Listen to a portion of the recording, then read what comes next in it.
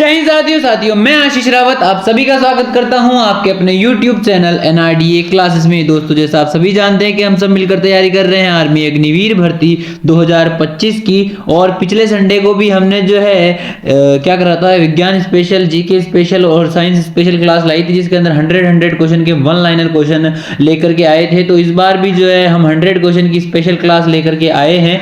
ये जो है विज्ञान के लिए है दोस्तों। जीके की क्लास जो है शाम को 8 बजे होगी। अभी सुबह जो है आपकी भी साइंस की हो रही है, तो शाम को 8 बजे आपकी जो है जीके की हो जाएगी। तो थोड़ा इसमें कोई गड़बड़ वाली बात है नहीं। ये देखो जीडी ट्रेडमेन और वुमेन, जो वुमेन मिलिट्री है उनके लिए और रिलेशन भर्ती सभी के लिए पर्याप्त क्लासेस हैं।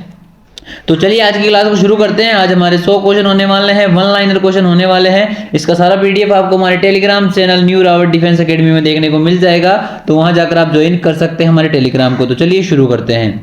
पहले हमारे सामने आ चुके हैं टॉप 10 क्वेश्चन। पहला क्वेश्चन हमारे सामने है कि किलो कैलोरी ऊष्मा का मान होता है, तो 4.2 × 10³ जूल होता है। अगला है सूर्य का ताप किस पे मापा जाता है, तो ये पायरोमीटर पे मापा जाता है। जो सूर्य का जो तापमान होता है वो किस में मापा जाता है, पायरोमीटर पे मापा जाता है। अगला है ताप को सेल्सियस पैमाने पर परम शून्य ताप होता है। ताप के सेल्सियस पैमाने पर परम शून्य ताप होता है, कितना होता है, -273 डिग्री सेल्सियस होता है। अगला प्रश्न हमारे सामने है कि मानव शरीर का तापमान क्या होता है। भाई मानव शरीर का तापमान जो है केल्विन के अंदर तो ये 310 डिग्री होता है, 37 डिग्री सेल्सियस में होता है। फ़ारेनहाइट में 98.6 डिग्री फ़ारेनहाइट होता है। अगला है न्यूनतम संभव ताप कितना है, तो -273 डिग्री सेल्सियस होता है। अगला है सेल्सियस पैमाने का 0 डिग्री सेल्सियस फ़ारेनहाइट स्केल पर कितने डिग्री के बराबर होता है, तो -32 डिग्री के बराबर होता है। ये हमने पिछली क्लासेस में भी देखा था कि जो फ़ारेनहाइट का मान है वो 32 डिग्री के बराबर होता है। 0 डिग्री सेल्सियस कितने फ़ारेनहाइट के बराबर होता है, तो 32 डिग्री फ़ारेनहाइट के बराबर होता है। दोस्तों अगर आपको इसको कन्वर्ट करना है तो ये कन्वर्ट करना भी हमने पिछले मॉडल में सीखा है, तो ज़रूर आप चेकआउट कीजिएगा मॉडल पेपर। अगला है ऊष्मा के संरक्षण की कितनी विधि होती है, तो ऊष्मा के संरक्षण यानी ऊष्मा को बचाने की 3 विधियाँ होती है, चालन, संवहन और विकिरण। ठीक है। अगला है विद्युत केतली में पानी गर्म होता है किसकी वजह से, संवहन विधि के कारण जो है विद्युत केतली में पानी गर्म होता है। अगला है ऊर्ध्वपातन पदार्थ कौन कौन से है, तो कपूर और अमोनियम क्लोराइड कौन से है, ऊर्ध्वपातन पदार्थ है। अगला प्रश्न है किसी ठोस पदार्थ को द्रव में बदलना क्या कहलाता है, गलनांक कहलाता है। ठोस को द्रव में बदलना यानी बर्फ का पानी में बदलना क्या कहलाता है, गलनांक कहलाता है। अगला प्रश्न हमारे सामने आ चुके हैं। अगला है कि किसी द्रव पदार्थ को ठोस में बदलना यानी कि पानी को वापस बर्फ में जमाना क्या कहलाता है, हिमांक कहलाता है। क्या कहलाता है, हिमांक कहलाता है। किसी भी द्रव को ठोस में बदलना हिमांक कहलाता है। अगला है किसी ठोस पदार्थ को सीधा वाष्प में बदल देना यानी कि जैसे ठोस, जैसे बर्फ है, बर्फ को हमने क्या करा, उसमें क्या करते हैं, पतीले के अंदर रखा और उसको वाष्प बना के उड़ा दिया, तो डायरेक्ट वाष्प में बदलना क्या कहलाता है, ऊर्ध्वपातन कहलाता है। फिर है किसी द्रव पदार्थ को गैस में बदलना क्या कहलाता है, क्वथनांक कहलाता है। यानी कि पानी को वाष्प बनाना क्या कहलाता है, क्वथनांक कहलाता है। अगला है जल के त्रिगुणात्मक बिंदु का मान क्या होता है। जल के त्रिगुणात्मक बिंदु का मान 273.16 डिग्री केल्विन होता है। अगला है रेफ्रिजरेटर में थर्मोस्टेट का कार्य क्या होता है, एक समान ताप बनाए रखना क्या कार्य होता है। रेफ्रिजरेटर में थर्मोस्टेट का कार्य क्या होता है, एक समान ताप बनाए रखना। अगला है सूर्य की सतह का तापमान कितना होता है, तो 6000 डिग्री केल्विन होता है। अगला है पीयूष ग्रंथि के अत्यधिक हार्मोन स्त्रवण से शरीर पर क्या प्रभाव पड़ता है, तो शरीर का असंतुलित विकास यानी पीयूष ग्रंथि अगर ज़्यादा विकसित कर देती है या ज़्यादा हार्मोन विकसित आधा स्त्रावित कर देती है तो शरीर का असंतुलित विकास हो जाता है। कहीं कहीं आपने देखा होगा किसी बंदे की गूब निकल जाती है या फिर किसी के हाथ लंबा हो जाता है, 2 उंगलियां आ जाती है। इस प्रकार से अगर पीयूष ग्रंथि, मास्टर ग्रंथि भी कहा जाता है, हमारे शरीर की सबसे छोटी ग्रंथि होती है, ये मस्तिष्क के अंदर पाई जाती है। तो शरीर का असंतुलित विकास हो जाता है पीयूष ग्रंथि अगर अत्यधिक हार्मोन स्त्रावित कर देती है। अगला प्रश्न हमारे सामने है कि आयोडीन की कमी से होने वाला गलगंड में किस ग्रंथि की वृद्धि होती है। जब आयोडीन की कमी हो जाती है तो हमें गलगंड रोग हो जाता है। तो गलगंड रोग होने पर थायराइड ग्रंथि है, इसकी वृद्धि हो जाती है। थायराइड ग्रंथि हमारे गले के अंदर पाई जाती है, तो इसकी वृद्धि होने लग जाती है। ठीक है। अगला है पीनियल ग्रंथि कहाँ स्थित होती है, तो भाई पीनियल ग्रंथि भी जो है मस्तिष्क के अंदर होती है। अगला है कौन सी ग्रंथि अश्रु स्रावित करती है, यानी कि आंसू स्रावित करती है, तो लैक्रिमल ग्रंथि जो है हमारे आंख से आंसू स्रावित करती है। अगला है हमारे सामने कि मादा जनन हार्मोन कौन कौन से हैं, तो मादा जनन हार्मोन है एस्ट्रोजन, प्रोजेस्टेरोन और टेस्टोस्टेरोन, ठीक है। अगला है नर लैंगिक हार्मोन कौन सा है, तो टेस्टोस्टेरोन क्या है, नर लैंगिक हार्मोन है, ये आपको प्रश्न याद होने चाहिए। अगला है किस हार्मोन को लड़ो उड़ो हार्मोन कहा जाता है, तो एड्रिनल को, एड्रिनल ग्रंथि को जो है लड़ो उड़ो हार्मोन कहा जाता है। अगला है मानव शरीर में रक्तचाप नियंत्रित कौन करता है, तो एड्रिनल ग्रंथि जो है मानव शरीर का रक्तचाप यानी कि बीपी कंट्रोल करती है। दोस्तों अगला प्रश्न हमारे सामने है कि जीवन रक्षक हार्मोन किस ग्रंथि से स्रावित होते हैं, तो एड्रिनल ग्रंथि से होते हैं। देखो सबसे बड़ा है कि लड़ो उड़ो हार्मोन कहाँ होते हैं, ये एड्रिनल ग्रंथि हमारे जो है रिलीज करती है। उसके बाद में मानव शरीर के रक्तचाप को नियंत्रित कौन करती है, एड्रिनल ग्रंथि करती है। उसके बाद में जीवन रक्षक हार्मोन किस ग्रंथि से स्रावित होते हैं, तो ये भी एड्रिनल ग्रंथि से ही होते हैं। तो ये तीनों ही क्वेश्चन क्या है, इंपॉर्टेंट है एड्रिनल ग्रंथि से, तो आप याद रखिएगा। अगला है देखिए यहाँ पर जो है आपका साइंस का लेवल थोड़ा आपको लग रहा होगा बढ़ रहा है, ठीक है। क्वेश्चन अच्छे हैं, कैसे हैं आप मुझे लाइव चैट में बताते चलिए। अच्छे प्रश्न मैं आपके लिए लेकर के आया हूँ, बहुत ही शानदार शानदार प्रश्न है। अगला है इंसुलिन क्या है, इंसुलिन एक प्रकार का क्या होता है, हार्मोन होता है। अगला प्रश्न है मनुष्य के शरीर में कुल पेशियों की संख्या कितनी होती है, तो 639 पेशियां हमारे मानव शरीर में यानी कि मसल्स पाई जाती हैं। अगला है किस अम्ल के मांसपेशियों में जमा हो जाने के कारण थकान महसूस होती है, दोस्तों लैक्टिक अम्ल हमारे जब शरीर के अंदर या मांसपेशियों में जमा हो जाता है तो हमें क्या होती है, थकान महसूस होती है। अगला है नेत्रदान, यानी हम जब नेत्रदान करते हैं, आई डोनेट करते हैं, तो उसके अंदर आंख का कौन सा भाग दान किया जाता है, तो नेत्र के कोर्निया भाग को जो है दान करा जाता है नेत्रदान के समय में, ठीक है। अगला है नेत्र में प्रवेश करने वाले प्रकाश को कौन नियंत्रित करता है, तो आइरिस, जो हमारे आंख का जो आइरिस होता है वो क्या करता है, जो काला काला भाग आपने देखा होगा वो क्या करता है, नेत्र के अंदर जो प्रवेश करता है, क्या प्रवेश करता है, प्रकाश प्रवेश करता है, उसको नियंत्रित करता है, ठीक है। अगला प्रश्न है कि आंख में, देखो ये आंख से संबंधित सारे प्रश्न हैं, मैं टॉपिक वाइज जैसा आपने कहा था टॉपिक वाइज क्वेश्चन है, ठीक है। आंख के किस भाग पर वस्तु का प्रतिबिंब दिखाई देता है, तो रेटिना पर जो है आंख के रेटिना पर जो है प्रतिबिंब दिखाई देता है, यानी जो हम देखते हैं उसका जो चित्र है वो रेटिना पे बनता है। रेटिना से संकेत कहाँ जाता है, हमारे मस्तिष्क में जाता है और हमें पता लगता है कि ये बंदा या फलानी चीज हमें दिख रही है, ठीक है। अगला है रेडियो धर्मिता की खोज किसने करी थी, तो ये हेनरी बेकरल द्वारा जो है की गई थी। रेडियो धर्मिता की खोज किसने करी थी, हेनरी बेकरल द्वारा करी गई थी। अगला है अल्फा बीटा गामा किरणों की खोज किसने करी थी, तो ये रदरफोर्ड ने करी थी। अगला है नाभिक से निकलने वाले विकिरणों में किसकी वेदन क्षमता सबसे अधिक होती है, दोस्तों नाभिक से निकलने वाले विकिरणों में सबसे ज्यादा वेदन क्षमता जो है गामा किरणों की होती है, और गामा किरणों की खोज किसने करी थी, रदरफोर्ड ने करी थी, ठीक है। अल्फा किरण में उपस्थित आवेश होते हैं, तो अल्फा किरण में आवेश जो होते हैं वो धनावेश होते हैं। अगला है बीटा किरण में कौन से होते हैं, तो ऋणावेश होते हैं। ये भी आपको याद रखने वाले प्रश्न है, सारे ही इंपॉर्टेंट क्वेश्चन है दोस्तों, इनका रिवीजन अच्छे से कीजिएगा, इनको नोट डाउन करते हुए चलिएगा, आपको नए नए प्रश्न और बहुत ही अच्छे अच्छे प्रश्न देखने को मिल रहे होंगे, उम्मीद है मुझे कि समस्त। अगला है समस्त रेडियो सक्रिय पदार्थ से होने के पश्चात किस में अंतिम रूप में बदलते हैं, समस्त रेडियो सक्रिय पदार्थ से होने के पश्चात किस में अंतिम रूप में बदलते हैं, तो सीसा या लेड में बदलते हैं। अगला है रक्त कैंसर की बीमारी की रोकथाम के लिए प्रयोग किए जाने वाला रेडियो समस्थानिक कौन सा है, कोबाल्ट 60 या फिर गामा है, ठीक है। अगला है इलेक्ट्रॉन त्यागने की प्रवृत्ति क्या कहलाती है, ऑक्सीकरण कहलाती है, और ग्रहण करने की आवृत्ति क्या कहलाती है, अवकरण कहलाती है, ये आपको याद रखना है। अगला है मानव शरीर का सबसे बड़ा अंग कौन सा होता है, चमड़ा या फिर त्वचा। आपने देखा होगा कि हमारा पूरा शरीर जो है त्वचा से घिरा हुआ होता है, तो ये मानव शरीर का सबसे बड़ा अंग होता है, ठीक है।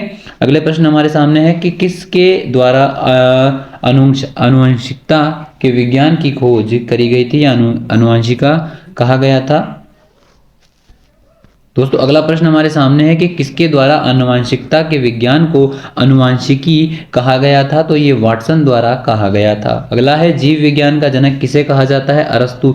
जीव विज्ञान का जनक किसे कहा जाता है, तो अरस्तु को कहा जाता है। अगला है मानव त्वचा का रंग देने वाला वर्णन कौन सा है, तो मेलानिन जो है मानव त्वचा को रंग देता है, यानी कि गोरा होगा, काला होगा या फिर बीच में होगा यानी कि ब्राउन कलर होगा। तो ये कौन देता है, मानव त्वचा को रंग कौन देता है, मेलानिन देता है। अगला है मानव शरीर का कौन सा अंग पूर्ण रुद्धभवन को प्रसिद्ध करता है, तो ये यकृत करता है। ठीक है। अगला है मानव शरीर का कौन सा अंग का प्रत्यारोपण नहीं किया जा सकता है, यानी ट्रांसप्लांट नहीं किया जा सकता है, तो मस्तिष्क का जो है प्रत्यारोपण या ट्रांसप्लांट नहीं किया जा सकता। अगला है किसी प्राणी के शरीर में समस्त भार का अधिकांश भाग है, तो दोस्तों हमारे शरीर का जितना भी भाग होता है, जैसे भार होता है, उसका 60% तो हमारे शरीर के अंदर पानी ही होता है, बाकी 40% हमारे अंगों का और खून का और हमारे जितने भी अंदर अंग है या हाथ पैर है उनका वजन होता है।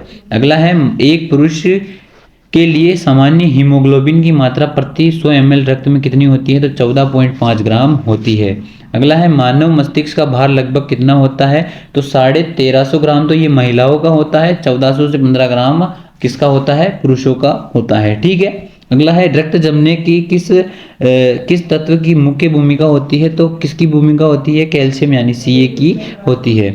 अगला है सर्वग्राही रक्त समूह कौन सा है, तो AB जो है सर्वग्राही है और O कौन सा है, सर्वदाता है। ठीक है। AB जो ब्लड ग्रुप जिसका होता है वो सभी को क्या दे सकता है, क्या कर सकता है, सभी यानी ए भी ले सकता है, बी भी ले सकता है, सी भी ले सकता है। ठीक है। किसी भी ब्लड ग्रुप का वो ग्रुप ले सकता है। ठीक है। अगला प्रश्न हमारे सामने आ चुके हैं कि सर्वदाता रक्त समूह कौन सा है, यानी देखो सर्वग्राही कौन सा था, ए बी था, और सर्वदाता कौन सा है, ओ ये किसी भी ब्लड ग्रुप वाले बंदे को ग्रुप खून दे सकता है या डोनेट कर सकता है। अगला है मानव शरीर में सर्वाधिक रक्त ग्रुप पाया जाता है, यानी जो मनुष्य जो प्रणाली है उसके अंदर सर्वाधिक B+ यानी बी पॉजिटिव रक्त ज्यादा पाया जाता है। ठीक है। ब्लड ग्रुप पाया जाता है। अगला प्रश्न है कि रक्त को ब्लड बैंक में किस तापमान पर रखा जाता है। दोस्तों जो ब्लड बैंक होता है वहां पर आपने देखा होगा कि खून जमा हुआ होता है, किसी को इमरजेंसी होती है तो वहां से निकाल लिया जाता है, तो वहां पर उसको किस तापमान पर रखा जाता है, तो 40 डिग्री फ़ारेनहाइट पर जो है रक्त को ब्लड बैंक के अंदर रखा जाता है। अगला है रक्त में प्लाज्मा कितने % होता है, तो 55 से 60% रक्त में प्लाज्मा होता है। इस वजह से जो हमारा रक्त होता है वो क्या होता है, गाढ़ा होता है। ठीक है। रक्त प्लाज्मा क्या कार्य होता है, रक्त को गाढ़ा बनाने का कार्य होता है। अगला है अम्ल में पदार्थ है जो प्रोटॉन देता है, अम्ल ऐसे पदार्थ हैं जो क्या करते हैं, प्रोटॉन देते हैं। अगला है क्षार वे पदार्थ, जो चार आ गया यहाँ पर क्षार होगा, क्षार वे पदार्थ है जो क्या करते हैं, प्रोटॉन ग्रहण करते हैं। ठीक है। अगला है अम्ल और क्षार की अभिक्रिया में फलस्वरूप बनने पदार्थ को क्या कहते हैं, लवण कहते हैं। अम्ल और क्षार आपस में मिलकर क्या बनाते हैं, लवण बनाते हैं। अगला है नीले लिटमस पत्र को लाल रंग कर देता है, कौन सा कर देता है, अम्ल कर देता है। इसके लिए एक ट्रिक भी है, आपको एक वर्ड याद रखना है, अनील। क्या याद रखना है, अनील वर्ड याद रखना है। अम्ल नीले लिटमस को लाल कर देता है और इसी का उल्टा क्या कर देता है, क्षार क्या करता है, लाल लिटमस पत्र को नीला कौन कर देता है, क्षार कर देता है। ठीक है। एक अनील नीले को लाल कौन करता है, अम्ल करता है, तो उसका उल्टा क्या हो जाएगा, लाल को नीला कौन करेगा, क्षार करेगा। ठीक है। अगला है अम्ल स्वाद में होते हैं, खट्टे होते हैं, और क्षार क्या होते हैं, कड़वे होते हैं। देखो यहाँ पर आ गया, क्षार स्वाद में क्या होते हैं, कड़वे एवं तीखे होते हैं। अगला है पीएच मान का निर्धारण किसने किया था, तो सोरेनसन ने जो है पीएच मान का निर्धारण करा था। अगला है अम्लीय घोल का पीएच मान कितना होता है, 7 से कम होता है, यानी कि जिसका भी जो भी अम्ल पदार्थ होते हैं वो क्या होते हैं, 7 से कम पीएच मान रखते हैं। उसके बाद क्षारीय जो घोल होता है उसका पीएच मान, यानी जो क्षारीय वस्तुएं होती है उनका पीएच मान 7 से अधिक होता है। और जो वस्तुएं उदासीन होती है, यानी जैसे जल मान लीजिए, जो प्योर जल होता है उसका पीएच मान कितना होता है, 7 होता है। यानी कि जो उदासीन घोल होता है उसका पीएच मान कितना होता है, 7 होता है। इसके अंदर दोस्तों करंट नहीं आता, जिसका पीएच मान, जिस भी वस्तु का पीएच मान 7 होता है उस घोल के अंदर या उस पानी के अंदर क्या होता है, करंट यानी विद्युत फ्लो नहीं कर सकती है। अगला है कि सभी अम्ल धातुओं में से क्रिया करके कौन सी गैस निकलती है। सभी अम्ल धातुओं से क्रिया करके कौन सी गैस निकलती है, तो हाइड्रोजन गैस निकलती है। अगला है अमोनियम क्लोराइड को जलीय विलयन होता है, जो अमोनियम क्लोराइड होता है उसका जलीय विलयन क्या होता है, क्षारीय होता है। अमोनिया क्या होती है, क्षार होता है, तो अमोनियम क्लोराइड का जलीय विलयन भी क्या होगा, क्षारीय होगा। अगला है मलेरिया परजीवी तथा अमीबा को किस श्रेणी में रखा गया है, तो प्रोटोजोआ की श्रेणी में रखा गया है। अगला है हर प्रोटोजोआ के नाम से कौन जाना जाता है। दोस्तों हर प्रोटोजोआ के नाम से कौन जाना जाता है, यूग्लिना जाना जाता है। एक बार मैं क्वेश्चन चेक कर लेता हूँ, क्वेश्चन क्या है 169।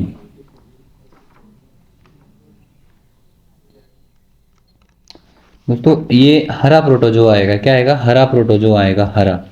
हरा प्रोटोजोआ के नाम से कौन जाना जाता है, यूग्लिना जाना जाता है। क्या जाना जाता है, यूग्लिना जो है हरा प्रोटोजोआ के नाम से जाना जाता है। अगला मनुष्य के शरीर में एस्ट अमीबा हिस्टोलिटिका कहाँ पाया जाता है, तो आंतों में पाया जाता है। क्या पाया जाता है, मनुष्य के शरीर में अस्ट अमीबा और हिस्टोलिटिका कहाँ पाया जाता है, तो ये कहाँ पाया जाता है, आंतों में पाया जाता है। ठीक है, अगले प्रश्न पर चलते हैं।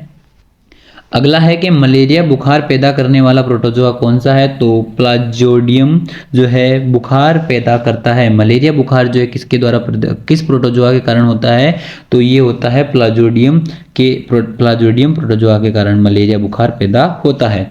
अगला है किस जीव के अंदर रक्त नहीं होता है फिर भी श्वसन करता है, तो हाइड्रा के अंदर जो है क्या होता है, जीव क्या नहीं होता है, रक्त नहीं होता है फिर भी क्या लेता है, ये सांस लेता है। हाइड्रा इंपॉर्टेंट क्वेश्चन है, आपको ये नोट डाउन कर लेना है। अगला है केंचुए का वैज्ञानिक नाम क्या है, तो लुब्रिसिना जो है केंचुए का वैज्ञानिक नाम है। अगला है केंचुए में कौन सा रक्त वर्णन उपस्थित होता है, तो हीमोग्लोबिन जो है केंचुए में उपस्थित होता है।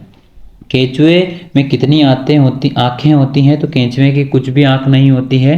ठीक है, कोई नेत्र नहीं होती है केंचुए के अंदर। अगला है केंचुआ किसानों का परम मित्र क्यों कहलाता है। दोस्तों केंचुए को जो है इंपॉर्टेंट क्वेश्चन है, केंचुए को जो है किसानों का परम मित्र कहा जाता है। क्यों कहा जाता है, क्योंकि जो मिट्टी होती है उसमें ऑक्सीजन की मात्रा को बढ़ा देता है, यानी कि जो हमारी उपजाऊ खेत की मिट्टी होती है उसके अंदर ऑक्सीजन की मात्रा को क्या करता है, केंचुआ बढ़ा देता है।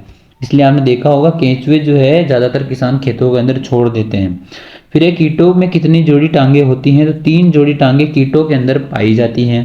उसके बाद है रेशम का उत्पादन किसके द्वारा होता है, तो रेशम कीट से जो है रेशम का उत्पादन होता है। अगला है घरेलू मक्खी का लार्वा क्या कहलाता है, तो मैंगोट कहलाता है। घरेलू मक्खी जो होती है उसका जो लार्वा यानी थूक होती है वो क्या कहलाता है, मैंगोट कहलाता है। अगला है डीएनए कहाँ मौजूद होता है, तो ये न्यूक्लियस में मौजूद होता है। कहाँ पर मौजूद होता है, न्यूक्लियस में मौजूद होता है। अगला प्रश्न हमारे सामने है कि बिच्छू का बीज कहाँ पर होता है, बिच्छू का बीज कहाँ पर होता है, तो डंक में होता है। बिच्छू का बीज विष, दोस्तों विष आएगा यहाँ पर, कि बिच्छू का जो विष होता है वो कहाँ पर होता है, उसके डंक में होता है। ठीक है, बिच्छू का जो विष यानी जहर होता है वो कहाँ पर होता है, डंक में होता है उसके।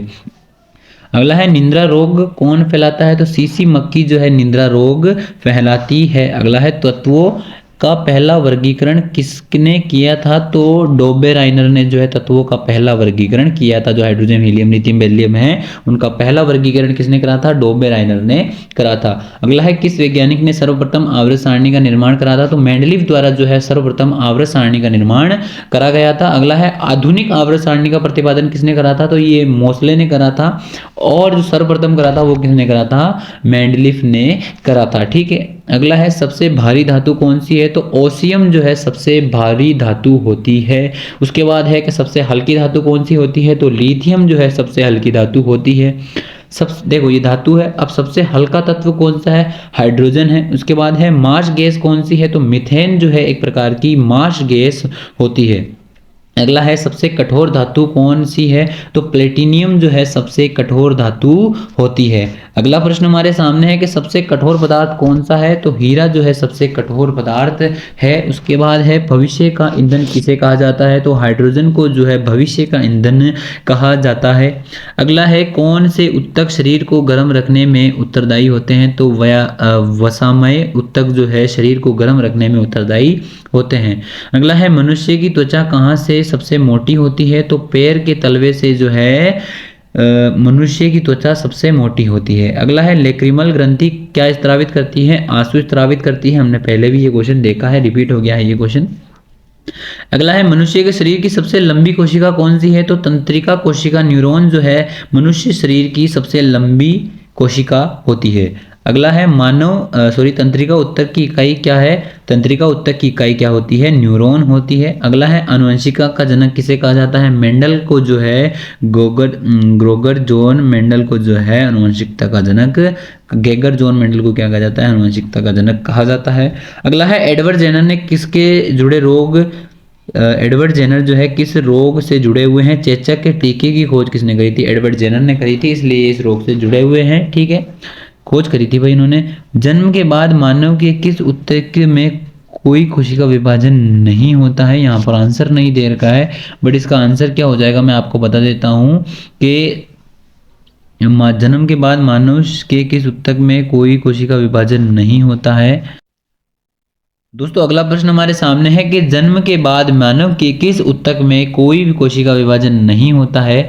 तो इसका आंसर यहाँ पर दे नहीं रखा है, मैं आपको बता देता हूँ कि जो तंत्रिका उत्तक होते हैं, क्या होते हैं? तंत्रिका उत्तक होते हैं, उनमें कोई भी जन्म के बाद में कोशिका विभाजन नहीं होता है। आपको लिख लेना है, तंत्रिका उत्तक जो होते हैं उनमें जन्म के बाद में कोई भी विभाजन नहीं होता है। दोस्तों उम्मीद है आज के 100 प्रश्न आपको लेवल जो है अच्छा लगा होगा। लेवल अब थोड़ा अप होगा। हमने हर चीज यहाँ पर आपने देखो आज कौन कौन सी चीजें पढ़ी, मैं आपको बता देता हूँ। आज की जो क्लास थी उसके अंदर हमने जो पढ़ा है ऊष्मा के बारे में पढ़ा है। ऊष्मा के सभी टॉपिक कवर हुए हैं, सारे जो इंपॉर्टेंट क्वेश्चन थे ऊष्मा से रिलेटेड 30 क्वेश्चन थे। उसके बाद में आज की क्लास में हमने पढ़ा है कि रेडियो संक्रियता के बारे में पढ़ा है। रेडियो संक्रियता से आपको जो है लगभग 20 प्रश्न देखने को मिले थे। उसके बाद में हमने आज रक्त समूह यानी ब्लड के बारे में पढ़ा है। ब्लड से संबंधित आपके पास में 17-18 क्वेश्चन मिले हैं। उसके बाद में जंतु जगत के बारे में हमने पढ़ा है, जंतु जगत का वर्गीकरण के बारे में हमने पढ़ा है। उसके बाद में तत्वों का आवृत्ति वर्गीकरण के बारे में पढ़ा है और जंतु उत्तक के बारे में पढ़ा है। अब जो नेक्स्ट संडे को क्लास होगी उसके बारे में हम ईंधन के बारे में यानी फ्यूल के बारे में पढ़ेंगे, प्रमुख जीव वैज्ञानिकों के बारे में पढ़ेंगे। उसके बाद में चुंबकत्व के बारे में पढ़ेंगे, आधुनिक भौतिकी के बारे में पढ़ेंगे। उसके बाद में रासायनिक विज्ञान पे जाएंगे और पादप प्रकारिकी पे पहुंचेंगे। तो बहुत ही अच्छे नोट्स हैं हमारे पास में। दोस्तों मैं आपको बता देता हूं, मैं को जितना आता है मैं आपके जैसा ही हूँ। अभी 12th पास करी है, ग्रेजुएशन चल रही है। जितना मुझको आता है, जितना मैं समझ पाता हूँ उतना मैं आपको समझा देता हूँ। मैं कोई भी साइंस का टीचर नहीं हूँ। जीके को मैं जितना हो सकता है उतना अच्छे से खुद पढ़ता हूँ, उसके बाद में आपको समझाता हूँ। तो अगर मुझसे कोई गलती होती है तो मुझे आप जो है माफ़ कर दीजिएगा, और अगर कोई क्वेश्चन में गलती हो गई हो तो कमेंट में बता देना। 100 में से आप कितने क्वेश्चन पहले से आते थे ये भी मुझे बताइएगा। आज की क्लास आपको कैसी लगी? वीडियो को लाइक कर देना, वीडियो को ज़्यादा से ज़्यादा शेयर कीजिए अपने दोस्तों के साथ में। आप भी फ़ायदा उठाइए, अपने दोस्तों को भी दीजिए। और दोस्तों चैनल पे नए हो चैनल को सब्सक्राइब कर देना। हम 2000 सब्सक्राइबर कंप्लीट करने वाले हैं। ठीक है, शाम को 8 बजे मिलते हैं अपन जीके की क्लास के साथ में। आज थोड़ा जीके के क्या मेरे पास क्वेश्चन टाइप नहीं थे, तो मैं अब जीके के क्वेश्चन टाइप करूंगा, फिर रिकॉर्ड करेंगे क्लास को। ठीक है, तो ठीक है, शाम को 8 बजे मिलते हैं। आप जाइए अभी इन क्वेश्चन की प्रैक्टिस कीजिए। मैं आपको शाम को 8 बजे इसका और उसका दोनों का नोट्स अवेलेबल करवा दूंगा। ठीक है।